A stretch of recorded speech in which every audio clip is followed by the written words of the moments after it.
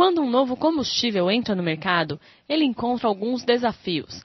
A afirmação é do co-ganhador do Prêmio Nobel, Sérgio Trindade, que disse que, assim como o etanol, o petróleo também enfrentou algumas dificuldades. Isso é muito comum na penetração de novos combustíveis, que haja tropeços e acertos e desacertos. A própria história do petróleo não foi uma trajetória muito simples, não. O petróleo passou por uma variedade de problemas desde o século XIX, quando ele começou a ser usado. E com referência ao automóvel, por exemplo, o petróleo só realmente desenvolveu-se como combustível automóvel quando se descobriu a possibilidade de fazer mais gasolina. Porque na origem do petróleo, o que interessa era querosene para iluminação, não é interessante? Voltando à sua pergunta do álcool hidratado, o que promoveu isso no Brasil foi um conflito no Oriente Médio, uma guerra entre o Irã e o Iraque, precedida essa guerra de uma revolução no Irã.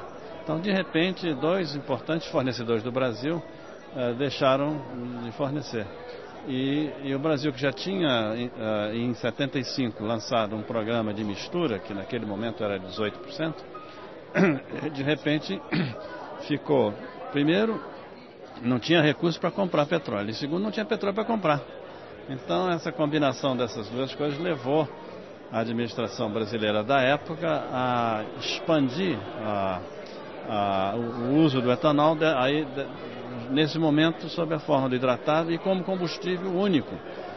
O início foi bastante convulso porque as adaptações, não havia veículo feito de fábrica para queimar o etanol hidratado, então eram feitas adaptações, conversões. E pela velocidade em que isso aconteceu, muitas dessas conversões e adaptações foram muito mal feitas. Então, houve um descrédito imediato. Logo depois que se lançou o hidratado, houve um descrédito. Ninguém acreditava nele porque as conversões tinham sido mal feitas. Mas, posteriormente, à medida em que se começaram a fabricar veículos a etanol hidratado, esse problema desapareceu. E aí ele sofreu um outro problema importante, que foi, de repente, em 86, os preços de petróleo tombam, desabam. E aí a produção de gasolina no Brasil, que estava sendo afastada, escorraçada pelo álcool, volta a ocupar um certo espaço.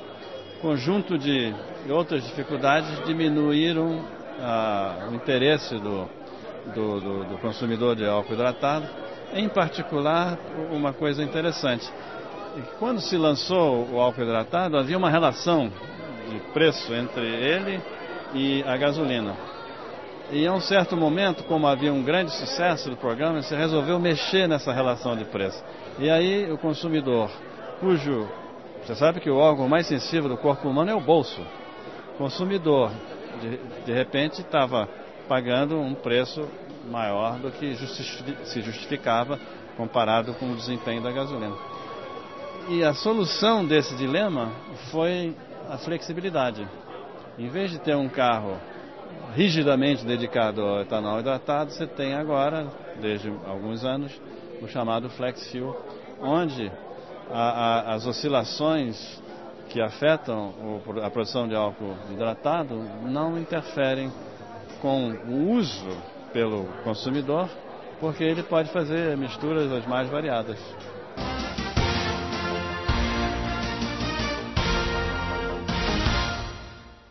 Valtra, nosso jeito é fazer do seu jeito.